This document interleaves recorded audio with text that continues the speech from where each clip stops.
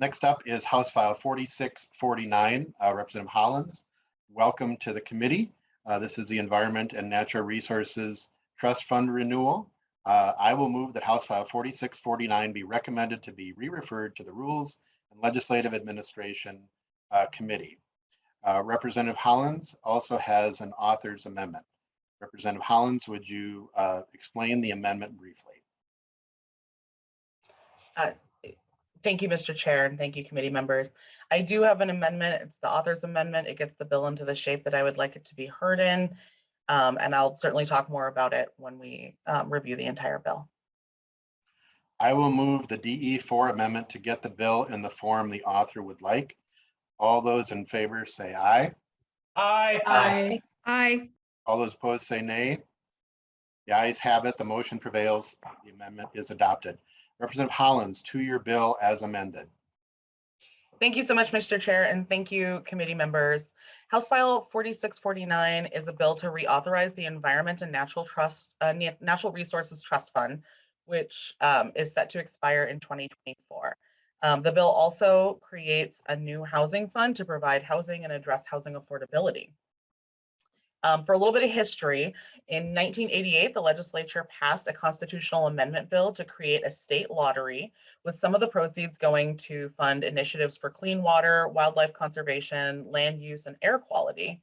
Last year, when it was polled, 77% of voters approved of that measure. This bill would reauthorize the measure and would put the ballot question to the voters in this year's election in November of 2022. The purpose of the ENRTF is to provide long-term, consistent, and stable source of funding for activities that protect, conserve, preserve, and enhance Minnesota's air, water, land, fish, wildlife, and other natural resources, for the benefit of current citizens and also future generations.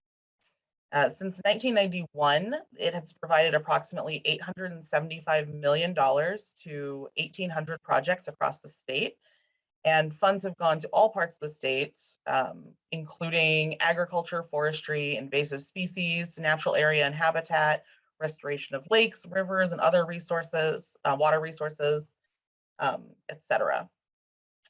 So that is the Environment and Natural Resource Trust Fund portion of it.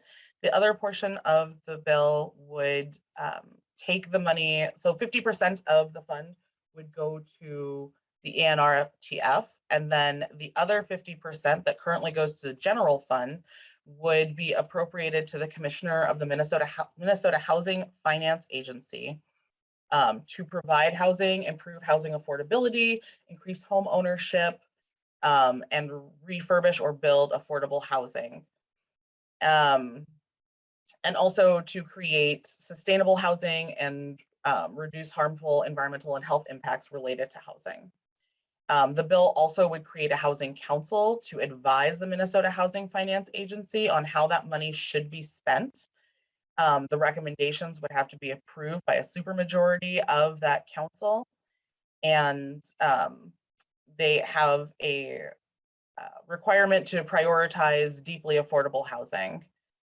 So the ballot question would ask Minnesota voters if they wanted to extend from 2025 to 2050 the transfer of 50% of the proceeds from the lottery to the Environment and Natural Resources Trust Fund, and then also ask them if they would like to support transferring the other 50% to a new housing fund to provide housing and improve housing affordability. And I believe we have several testifiers lined up to speak on this. Thank you, Representative Hollins. First up, we have Steve Morse with the Minnesota Environmental Partnership. Welcome to the committee, and state your name for the record.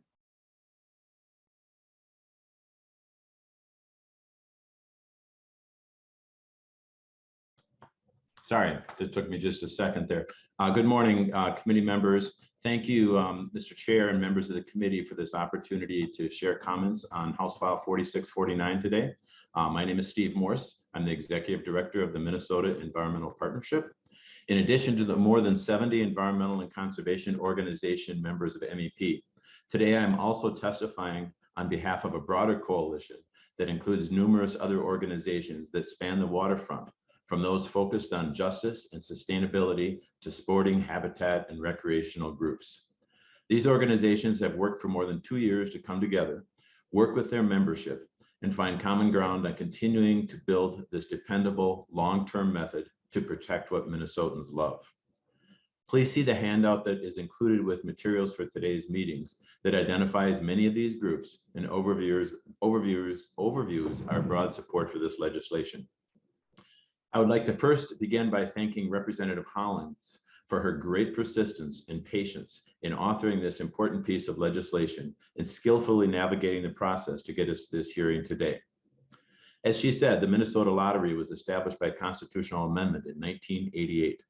Since that time, it has been promoted as a way that all Minnesotans can chip in through their lottery tickets to protect our environment, and it is now heavily identified with doing just that in the state. Over its 34 years existence, 40 to 50% of the lottery earnings have been directed to support the environment, as was just pointed out. I'm fortunate to have been the Chief Senate author of the current constitutional dedication of the lottery proceeds, which will sunset in 2024. And I'm happy to be here today on behalf of the hundreds of thousands of Minnesotans from the urban to the remote rural areas of our state who are represented by the organizations who have come together to form this lottery coalition. I'm asking you today to enthusiastically support this legislation, to again ask Minnesota voters to renew the constitutional dedication of a portion of the lottery funds for another 25 years. All of these Minnesotans who are in these groups are not able to attend this hearing today, but they have sent us to bring their voices to the conversation and let all of you know how important this proposal is to our shared future. We ask that the share of the lottery proceeds that is dedicated to the environment be restored to its original 50% level, and that those prizes that are won by lottery ticket buyers, but never claimed by the winner, also be directed to the cause that ticket buyers believe they are supporting. We also embrace the constitutional language that clarifies the purposes for which the funds may be used, and encourage language that increases the diversity and number of citizens on the Legislative Citizens Commission on Minnesota Resources. This legislation will have multi-generational significance, as it not only allows for continued constitutional dedication of revenue to the Environment and Natural Resources Trust Fund, but once deposited, these funds will generate dollars for protection, restoration, conservation, and enhancement of the state's air, water, land, fish, wildlife, and other resources in perpetuity. This is a really big deal. Across our broad community, I know of no opposition to this legislation, but I do know of a lot of eager anticipation to see this question brought again before the voters. Please support House File 4649 and advance it to the Rules Committee today. Thank you, and I'm more than happy to respond to any questions. Members will take questions after the testimoniers. Thank you, Senator Morris. Courtney Phillips, Shell Rock River Watershed. Good morning. Thank you, Chair Hansen and committee members, for the opportunity to speak before you today in support of reauthorization of the funds into the Environment and Natural Resource Trust. Sorry if I'm a little hoarse, I'm getting over a cold, so bear with me. My name is state your name. My name is Courtney Phillips, and I'm a program and project manager at the Shell Rock River Watershed District. Our watershed is situated in southern Minnesota, with the city of Albert Lea being in the heart of our boundary. The Shell Rock has received 2 appropriations from the LCCMR Council. The first was an innovative pilot project that worked to develop a stormwater water quality credit trading framework that created a how-to manual and associated forms for implementing credit transactions throughout the state of Minnesota. The district prides ourselves in being a small organization that often likes to think of out-of-the-box solutions to resource concerns.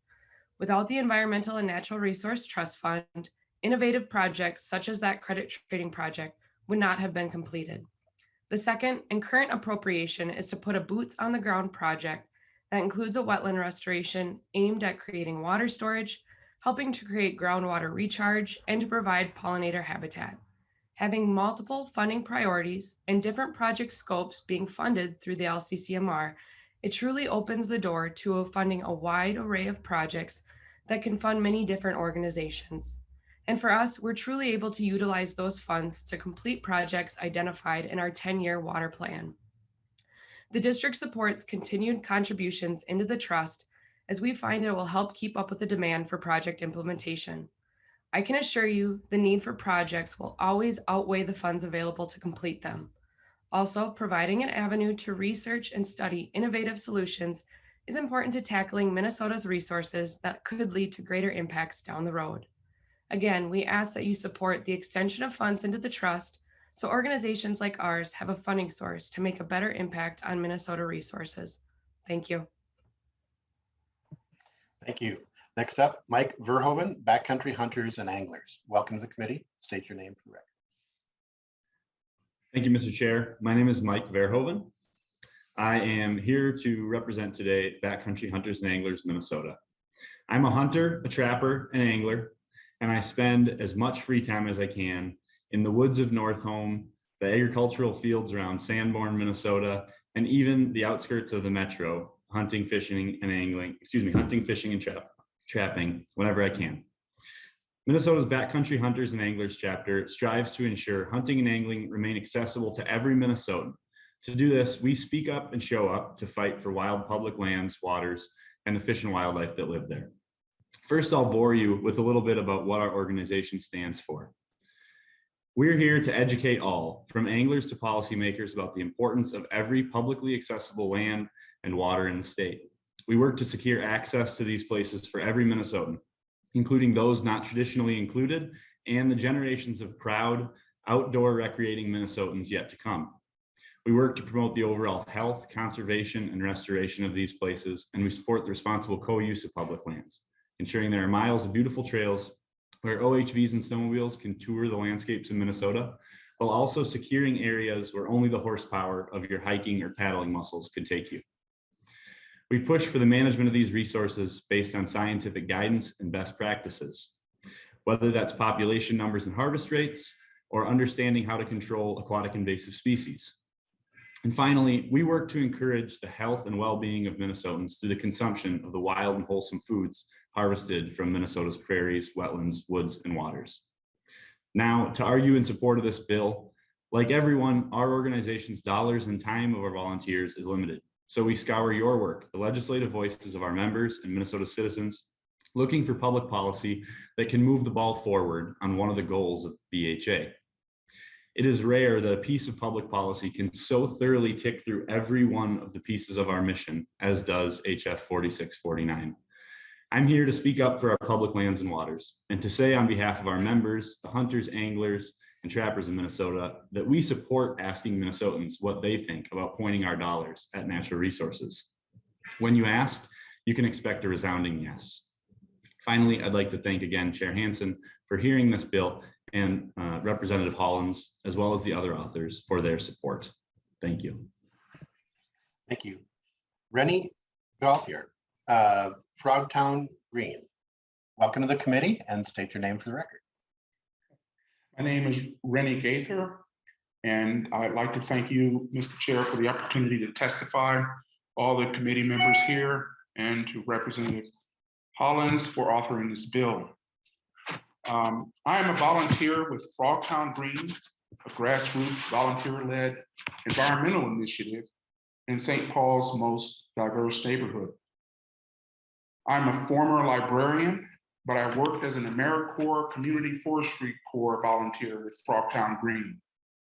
Since 2020, I've volunteered a considerable amount of my time with Frogtown Green, and I appreciate the opportunity to represent the organization. Our mission is simple: to make Frogtown greener, healthier, wealthier, and more beautiful. Our organization and the Frogtown neighborhood have benefited from funding from the Environment and Natural Resources Trust Fund in at least three important ways, all involving expanding green space.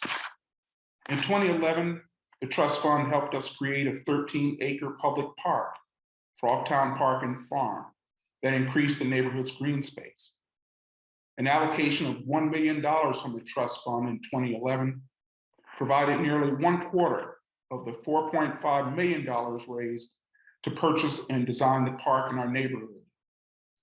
This was very significant because the Frogtown neighborhood lags far behind some wealthier, healthier, and greener neighborhoods in terms of green space. Today, those 13 beautiful acres house a nature sanctuary, a family recreation haven, and an organic farm. Volunteers and residents help keep the park green and beautiful. The second way trust fund dollars help our neighborhood is through increasing tree canopy. Frogtown's tree canopy coverage hovers around 23%, which is the lowest percentage of tree canopy besides downtown. Many neighborhoods have almost twice as many trees as Frogtown does. After noticing our successful campaign for Frogtown Park and Farm, the St. Paul Forestry Department began partnering with us to distribute bare root trees to Frogtown residents. Using a simple technology pioneered at the University of Minnesota, we've been able to plant over 600 shade and fruit trees in parks and public spaces.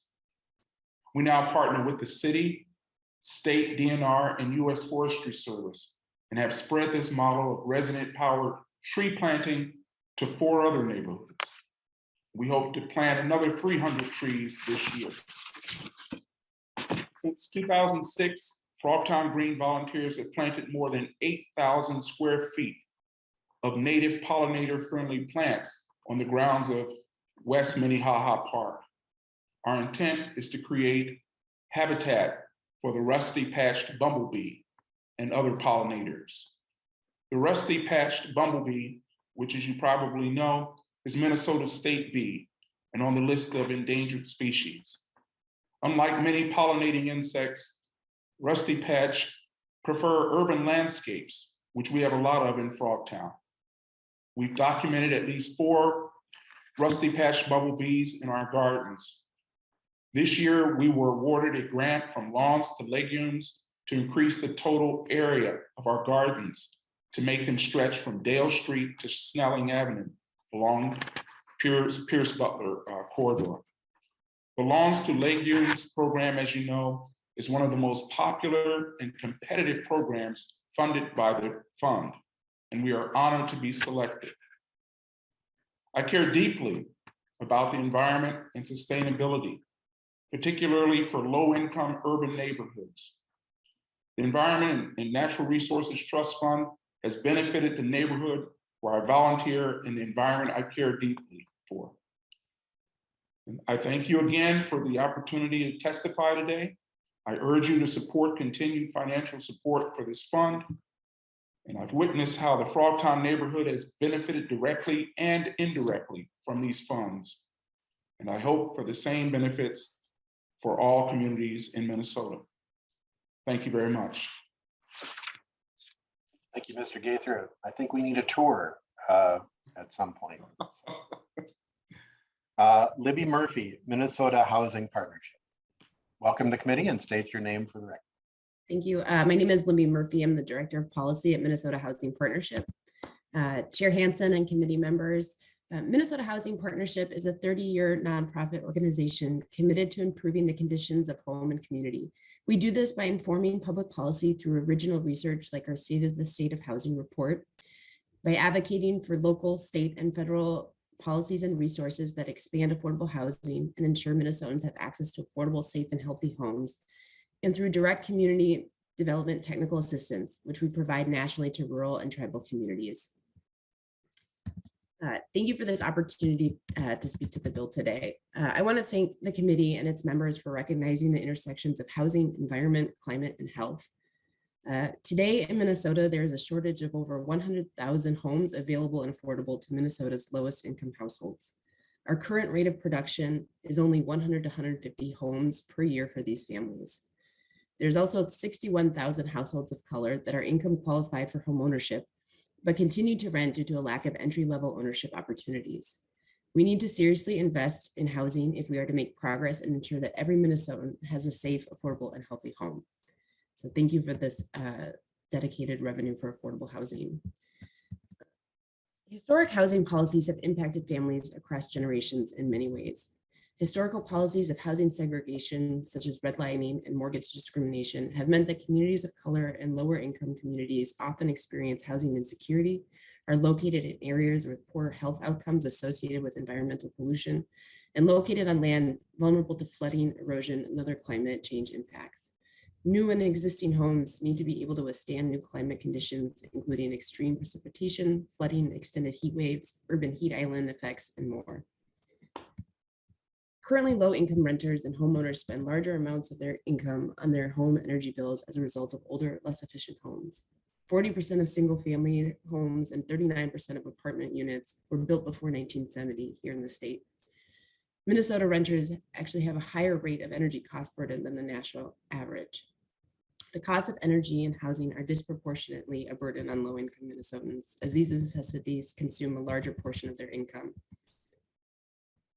Right now, Minnesotans with fewer financial resources or who rent experience more barriers to accessing funding for and investing in upgrades to their homes to maintain their indoor air quality and safely and affordably heat and cool their home. Retrofitting existing building stock, including addressing health hazards such as unhealthy indoor air quality, is a prime opportunity to improve quality of life, reduce pollution, and reduce energy costs. And I believe this bill will help address these issues. I also want to call out and appreciate the bill's attention to displacement. The impacts of our changing climate worsen the affordable housing crisis, putting millions of households at risk of displacement. Making properties more resilient and improving the condition of home will reduce displacement of residents. Right now, Minnesota's naturally occurring affordable housing stock is being lost at a higher rate than we are producing new units for our lowest income households. We cannot afford to lose more of this housing stock. And this bill, I believe, will help us preserve these homes, and it will help people stay in their homes while improving the condition of home. Thank you, and I'm available for any questions. Thank you. We also have available Becca Nash with the LCCMR for any technical questions. Members, any questions for the testifiers? Representative Becker-Finn.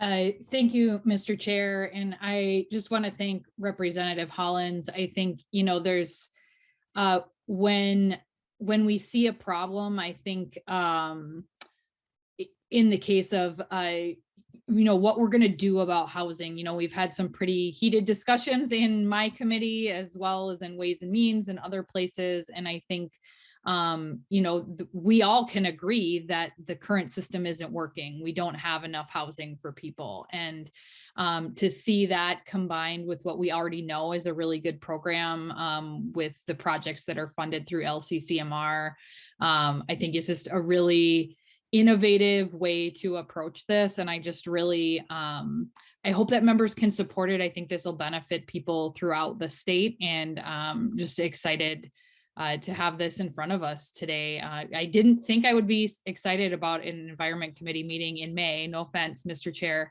but this is a really good bill and a good effort, and I'm glad it's before us today. So thank you, Representative Hollins, for all your work on this. Representative Acom. Thank you, Mr. Chair, and thank you, Representative Hollins, for bringing this bill forward. And thank you to the testifiers that testified in support of this today. I think we heard a whole range of reasons why this is an important bill to support. And I've always said, or at least I've said since I've been in the legislature, I'm proud to live in a state where we prioritize our environment and we're willing to invest in it and use Environment and Natural Resource Trust Funds dollars to do that. I also often talk about climate issues, and so I'm really glad to see it. We know that 40% of greenhouse gas emissions come from buildings, and so I appreciate the emphasis on housing, affordable housing, recognizing how important it is all across our state. And so to be able to be looking at how that impacts, how buildings impact climate change, and building that into the new language, I think is really important. And to the speaker whose name I think I didn't jot down, but was talking about the housing portion and how energy efficiency costs are so much more burdensome on low-income families. I think that if we can focus on ensuring that our buildings are efficient and can provide a health and safe place for families to live. It will do good things not only for families and their health, but also for our climate and the environment. So I thank you, Representative Hollins, for bringing this forward and the work that's gone into getting it to this place. I certainly hope to encourage everyone, or not I hope to, I do encourage everybody to support the bill. Thank you.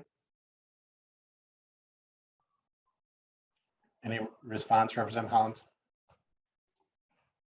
I thank you for the support. I appreciate it. I do think this is a really critical issue, not just from a housing perspective, but I know Representative Acomb and I both serve on the Climate and Energy Committee, and we know that the way we are building housing right now and the way we're constructing housing isn't sustainable over the long term, and that if you want to talk about what impacts our environment and our natural resources,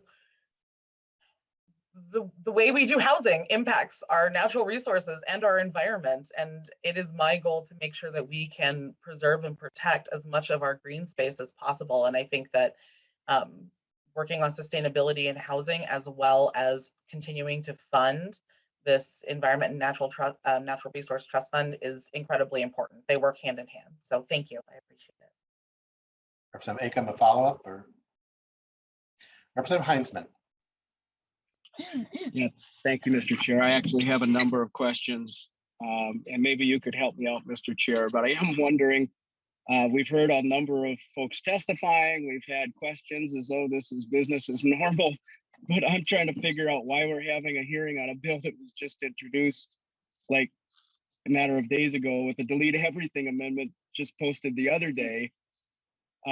Does the author expect this idea to move forward this year, or is this just being rolled out to test the waters for next year? Quite honestly, the minority is sitting here wondering what the heck are we even doing here today, Mr. Chair? So maybe this could go to the Housing Committee, since we're just going to be flailing and throwing this around as though this is business as normal. Representative Hollins.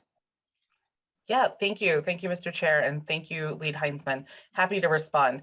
So, you know, I think you're correct that this is, I mean, right, it's May 9th, and so it's taken a long while for this to get here.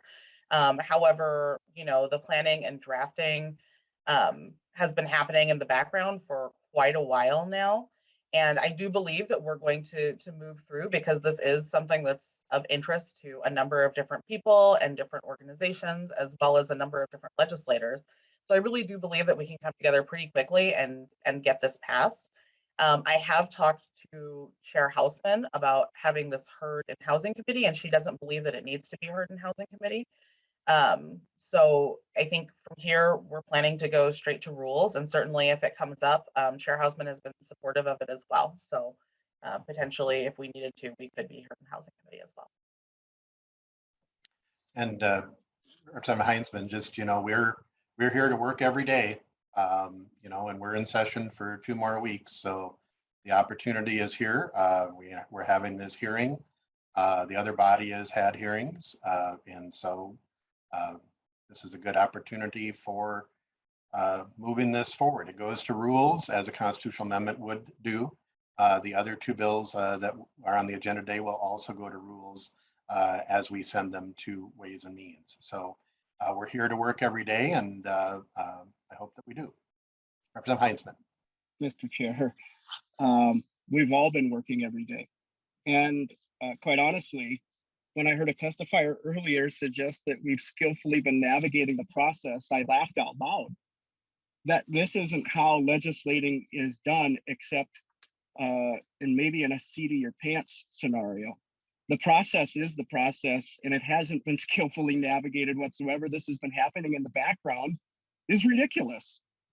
The process is you get through all of the steps in time for deadlines and have people have an opportunity to look at it, not 2 weeks before session ends. This is crazy. I mean, I get it. There are a lot of things here that people like. That's very nice. But it certainly isn't skillfully navigating a process. This is something completely different. So I mean, just to start with, where does the housing idea come from? I don't know that I've heard anybody talking about that. And it would make sense maybe to spend out of the money that's already going to the general fund, but to constitutionally dedicate it to housing and not even bring the discussion to the housing committee, go straight to rules. There again, maybe somebody would like to address where that idea came from, but up until today, I hadn't heard any discussion of it. And I've been on the LCCMR for many years. This last term was the first term I've been off of it out of 8. So it's really something. So that maybe would be a place to start. I have several questions after that, if the bill author would like to start with some of the questions. Representative Hollins. Sure, I'm not entirely sure how to answer that question. It came from discussions that we had with individuals, and then from my mind, and also working in conjunction with people in the housing realm. I think, if you talk to Representative Mike Howard, he has wanted to create this, he's wanted to create this dedicated fund for a long time. And so, I don't think it came out of nowhere. This is something that's been passed around and thought about for quite a long while. And to your point about navigating the system, I mean, this was posted in a timely fashion. You had the opportunity to look over it. The amendment was posted before the deadline. This is how we make laws. Like, there's not, I mean, and I've been talking to a number of people within this committee and outside of this committee and stakeholders outside in the community about this for weeks. So I apologize that I didn't talk to you directly, but everything about this is timely. So I'd love to hear your other questions, though, if they're policy related. Mr. Chair. Representative Heinzman. Thank you, Mr. Chair. Maybe Representative Hollins could just answer the question. Where did this idea come from? Because you mentioned people. You didn't say who, other than one individual. I don't know that any of us have ever had an opportunity to visit with. They've never stopped by my office to give me any kind of an update as to what they're thinking about doing with the ENRTF. Did it come from one person, the one you mentioned, or is there really other people? Representative Hollins. I'm still unsure how to answer this question. Vice Chair Mike Howard certainly had this idea. I have talked about it with Representative or Chair Becker-Finn. I've talked about it with Chair Lee. I've talked about it with Chair Hansen. I've had conversations with, virtually every member of the Environment Committee on my side of the aisle. It was a group effort, truly. And it was a group effort to pull together something that was, thoughtful and reasonable, and trying to provide a dedicated fund, like a dedicated housing fund that addressed the needs of our community, and that also directly tied into, what we do with environment and natural resources. So I truly don't know how to answer your question. Thank you for asking it. I don't know what you want me to say. Representative Heinzman. Thank you, Mr. Chair. Does the Walz administration support this idea, Representative Hollins? Representative Hollins. Thank you, Mr. Chair. Thank you, Representative Heinzman. We have notified the Walz administration of what we're doing. We haven't gotten a formal approval or non-approval of the, they're staying neutral as of right now. But they are informed of what the amendment includes and how it's moving forward. And Representative Heinzman, as you know, a constitutional amendment is not subject to a gubernatorial veto or signature. Mr. Chair. Thank you, Mr. Chair. Since the bill author had no idea what I was talking about, I thought maybe I would address somebody that may have spoken to this or had support for it. Governor Walz may be one.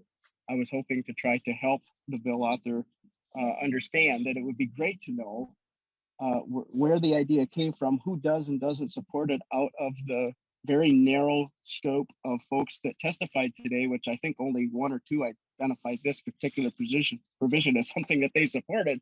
So absent that, the support of the governor, it would be nice to know, does the bill author, Representative Hollins, do you have any idea how much money that you plan on or that you expect to go into this category that is being carved out of the ENRTF?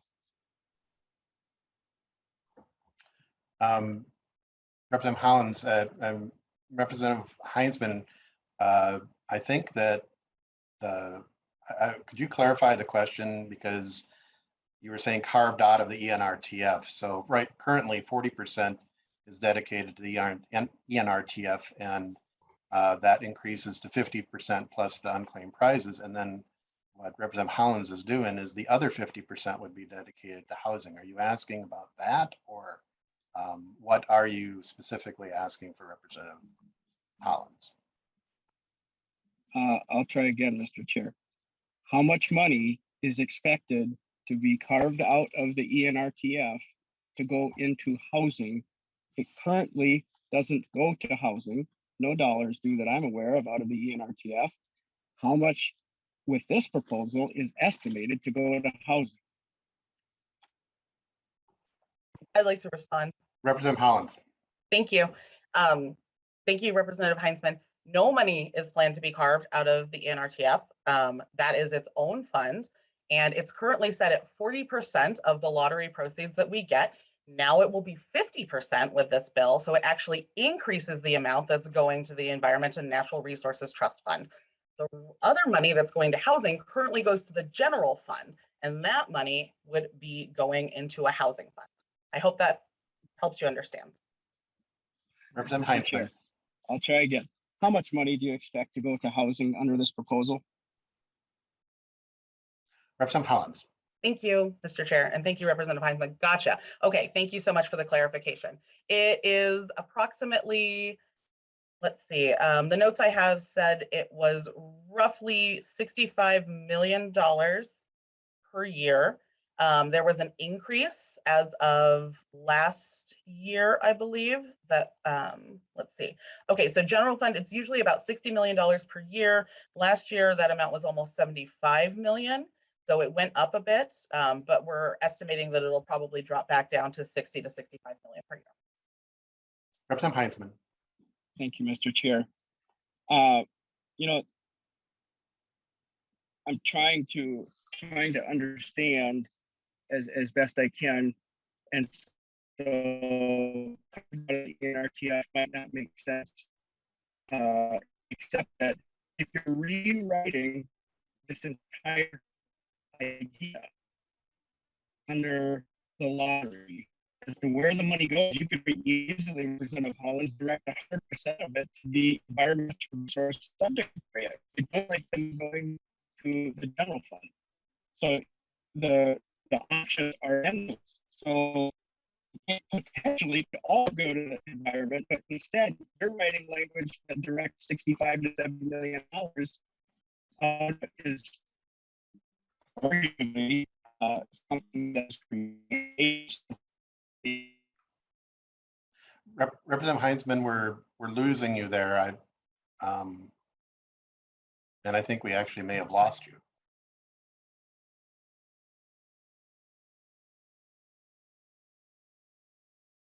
Representative Heinzman. Sorry, Mr. Chair, my internet connection collapsed. Okay. Well, I was just pointing out that you could direct up to 100% of it to the environment, natural resources subject area. So that, in my mind, is how it can be carved one way or the other. I don't think that this is going to go anywhere. I think that it's way too late. I think that the idea that this has been successfully navigating a process is absurd. I'm shocked that we're hearing this today. And if we did have a plan, I would suggest to go to the Housing Committee, even though the chair has said, I guess, that she doesn't want to hear it. So that seems also really unusual, considering that we're talking a potentially $65 million, a $65 million amount going to housing, and the committee chair on housing doesn't want to hear the bill. Super bizarre today, Mr. Chairman. We've got a couple other questions. Representative Eklund. Thank you, Mr. Chair. And I don't have a question. It's just a statement. I too have been on LCCMR since my crew down here and often wondered why 50% went, or why that money went into the general fund. So I compliment Representative Hollins on being creative and figuring out a way to attempt to do something that our entire state needs. And I want to remind everybody, every corner of the state has workforce housing issues and low income housing issues and a myriad of housing issues. So Representative Hollins, thank you for being creative. This would be a way to dedicate general fund money to next time this has what would normally go to general fund to what is a problem throughout the state. So I appreciate your efforts. Thank you, Mr. Chair and Representative Hollins. Representative Hollins. Thank you, Representative Eklund. I absolutely agree with you. And I think some of the biggest proponents of the housing provision have been individuals that are outside of the metro area, because the reality is those areas often get forgotten, especially with deeply affordable housing. There is a great need all across this state to provide housing to individuals. And so I really appreciate the perspective of an individual who's outside of the 7-county metro area. I think this is something that really does and really will benefit the entire state of Minnesota, both on the environment side and the housing side. Representative Lippert. Thank you, Mr. Chair. And I want to piggyback on Representative Eklund's comments too. I'm just thanking Representative Hollins for your creativity and your work here. I'm in Northfield, and affordable housing is a top concern, a top priority in the City Council. Young people here talk with me about the need for affordable housing, or asking, what are we going to do about it? How can we act on this now? In a neighboring community, Lonsdale, which is under 5,000 people, their City Council leaders talk with me about the need for workforce housing as well. And so this is a critical issue across the state for small communities and our cities. And also in Northfield, we have a very innovative model for affordable housing project that's climate friendly as well. And so there are creative ways for us to be combining concern for the climate, environment, and housing. And this bill is one more. So thank you for this work. I'm excited to support it. Representative Jordan. Thank you, Mr. Chair, and thank you, Representative Hollins, for bringing this bill forward. One area that is of particular concern to many members of this committee, and I know is of a concern to you as well, Representative Hollins, is environmental justice. We talked a little bit about some of the economic justice aspects of housing, but can you talk a little bit about how your bill intersects with environmental justice and how your bill will help communities that have been left behind in the past by some of this funding? Representative Hollins. Thank you so much for that question. I think it's an incredibly important question. Oh, sorry. Thank you, Mr. Chair. Thank you, Representative Jordan. I just think that's a really important question, and it's something that we all need to grapple with a little bit. I think the reality is we know that environmental justice and climate justice is intensely important and something that we need to absolutely focus some energy on. And when we look at the Environmental and Natural Resources Trust Fund, it really provides an opportunity for us to address climate change and address in particular those communities that have been ignored or have been disproportionately impacted by a lot of the choices that we've made over the course of the past 100 years with regards to environment and climate. I think that our speaker from the Frogtown area was a perfect example of how this environmental trust fund can be used to really supplement a lot of the good work that is happening within our communities and provide resources to groups that otherwise would not necessarily have as many resources. Especially when we talk about disenfranchised groups of people, they don't often have those large structures in place with like generational funding that helps to move them forward. And so being able to have a grant program that allows them to tap into some of these funds to really address the needs in their local community is something that I'm particularly passionate about, and that I think most of us who care about environmental justice are passionate about. I also want to definitely recognize the fact that every community has different needs, right? And there might be, you know, there are certainly disenfranchised groups in northern Minnesota that have very different environmental concerns and environmental needs than the Frogtown group. And so being able to specifically tailor that for the area in which they are and for the needs of those communities is incredibly important. And this trust fund really allows that to happen.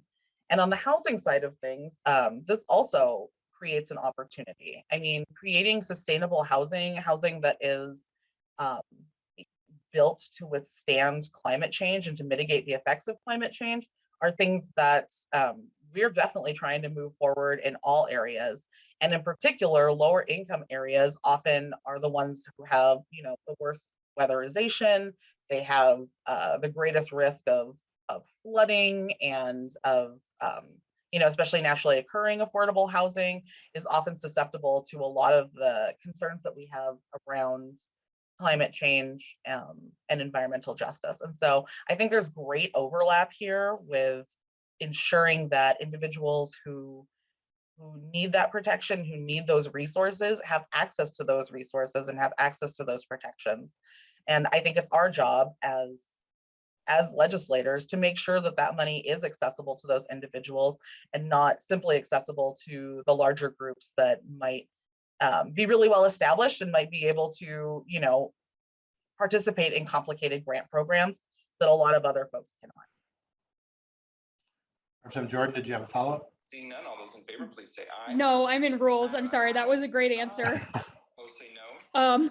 But I think it's important that we all keep this in mind that, you know, Chair Lee and I talk about the needs of our community in Northeast Minneapolis and North Minneapolis, where we've had decades of pollution, and that's had real impacts on not only our environment, but and our water quality in the Mississippi River, but also on the health of our constituents, on their ability to afford to live their lives with dignity and respect.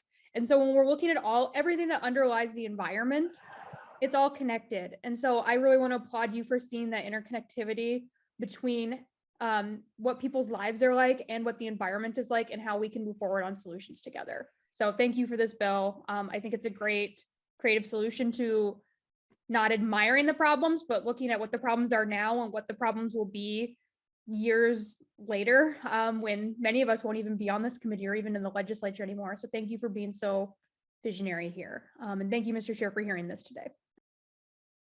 Representative Lewick.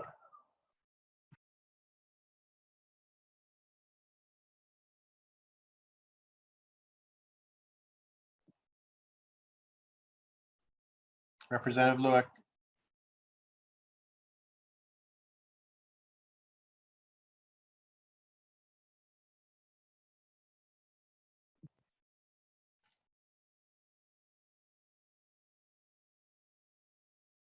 Representative Heinzman, did we lose him?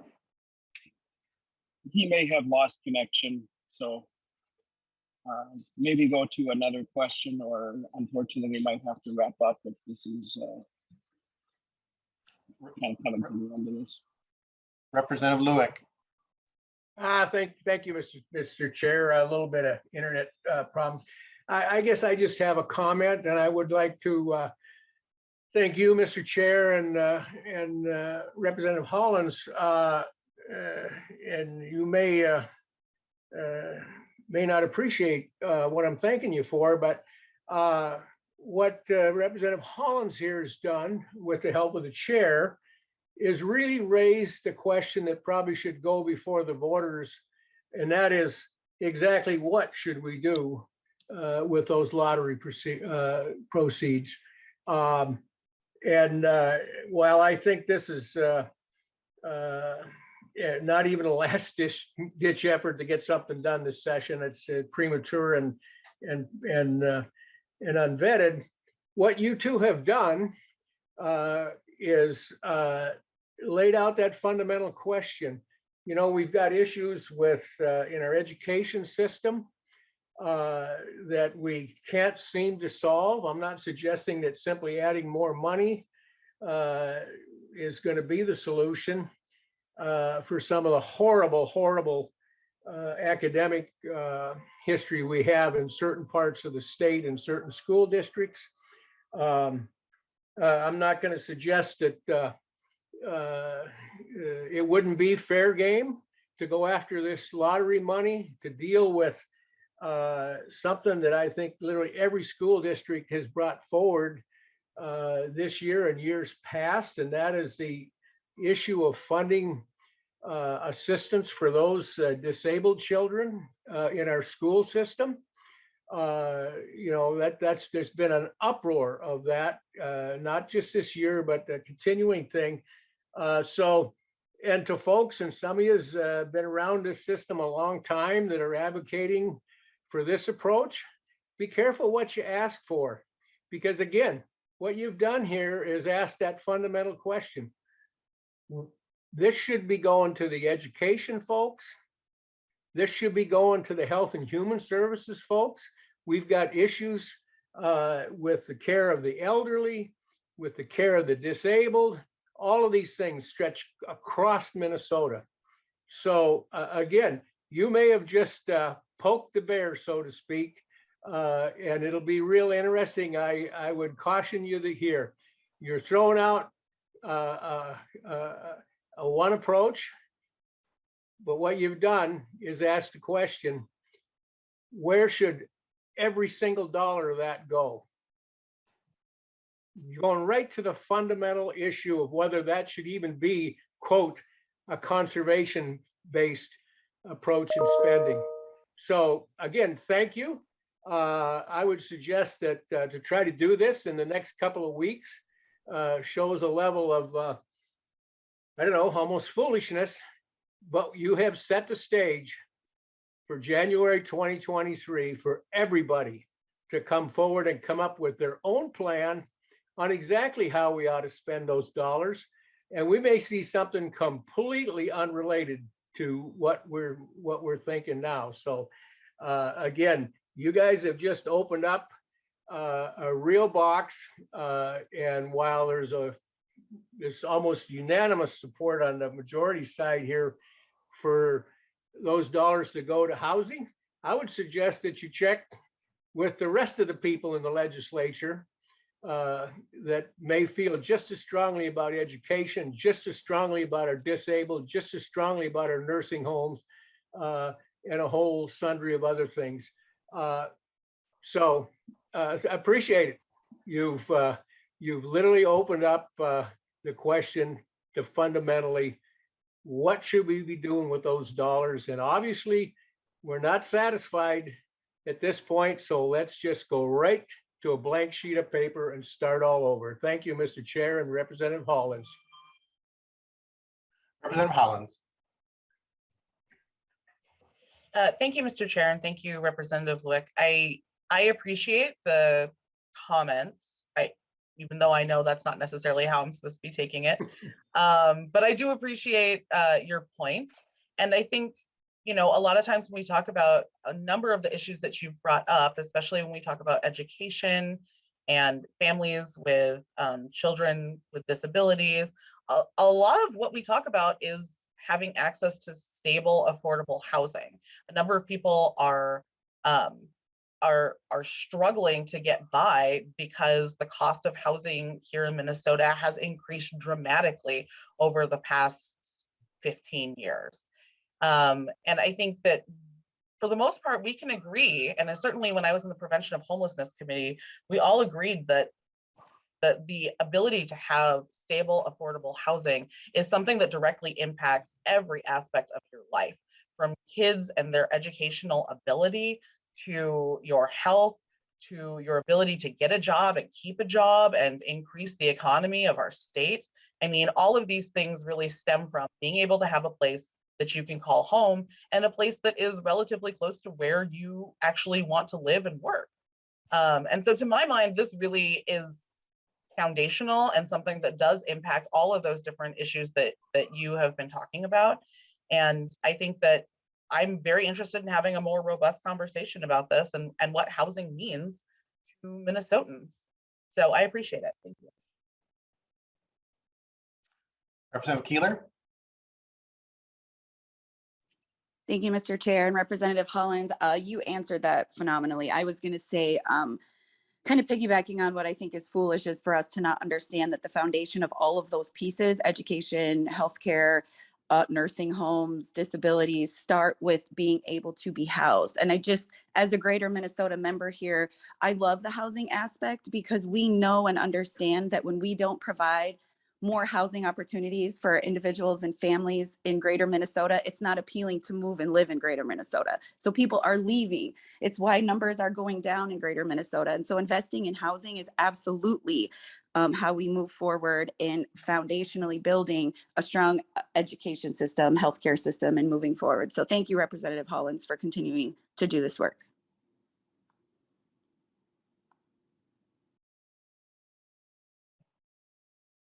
Representative Hollins, I want to thank you for your efforts here and working with folks.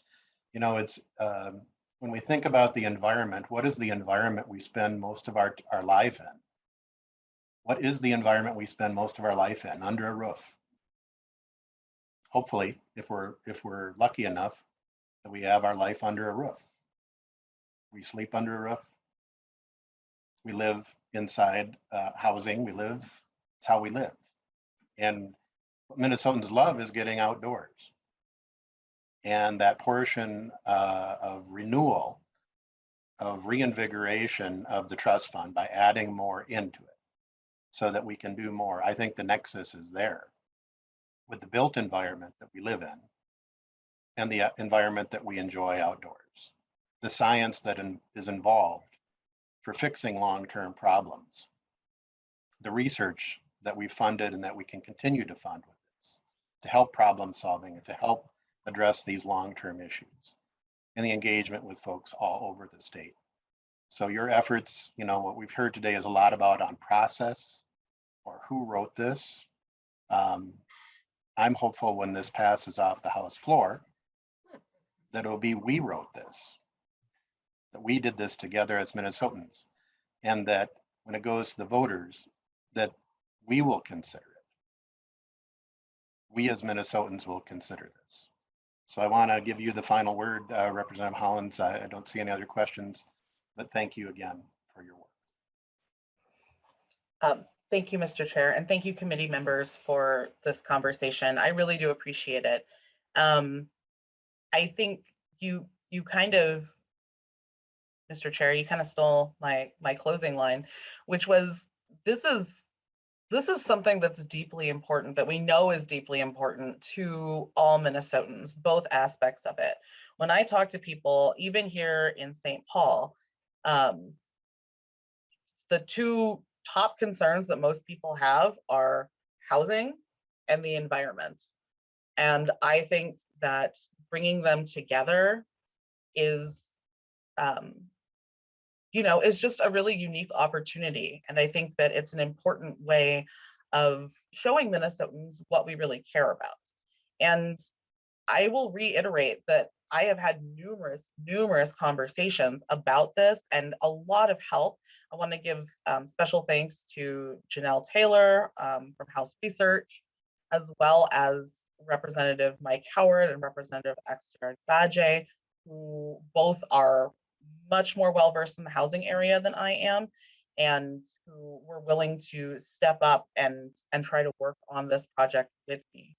But I also want to thank all of the environmental organizations that testified today and who have been supportive of the work that I've been doing to try to bring this bill forward and to ensure that this pot of money gets re-upped so that they're able to continue the good work that they're doing both within the metro area and also outside of it. I think that part of being a Minnesotan, which I do consider myself a Minnesotan now, even though I was not born and raised here, but part of being Minnesotan is just loving the outdoors and loving being a part of whether it's hunting or fishing or hiking or camping or canoeing. I mean, all of those things are so near and dear to our heart. And it's part of the reason why I love living here. And so it's really been an honor to carry this work and to continue working on it with these amazing partners. So I thank you very much, and I encourage you. Thank you. I will renew my motion that House File 4649 as amended be recommended to be re-referred to the Rules and Legislative Administration Committee. The clerk will take the roll. Chair Hansen. Aye. Hansen votes aye. Vice Chair Wozlowick. Wozlowick, aye. Wozlowick votes aye. Lead Heinzman. Lead Heinzman. Heinzman votes no. Representative Acom. Aye. Acom votes aye. Representative Ackland. Ackland, no. Ackland votes no. Representative Backer. Backer, no. Backer votes no. Representative Becker Finn. Aye. Becker Finn votes aye. Representative Eklund. Aye. Eklund votes aye. Representative Fisher. Fisher, aye. Fisher votes aye. Representative Green. No. Green votes no. Representative Igo. Igo, no. Igo votes no. Representative Jordan. Jordan, aye. Jordan votes aye. Representative Keeler. Keeler, aye. Keeler votes aye. Representative Lee. Lee, aye. Lee votes aye. Representative Lippert. Lippert, aye. Lippert votes aye. Representative Lewick. Lewick, no. Lewick votes no. Representative Morrison is excused. Representative Nelson. Nelson, no. Nelson votes no. And Representative Tice is excused. Mr. Chair, there are 10 ayes, 7 nays, and 2 excused. The motion prevails.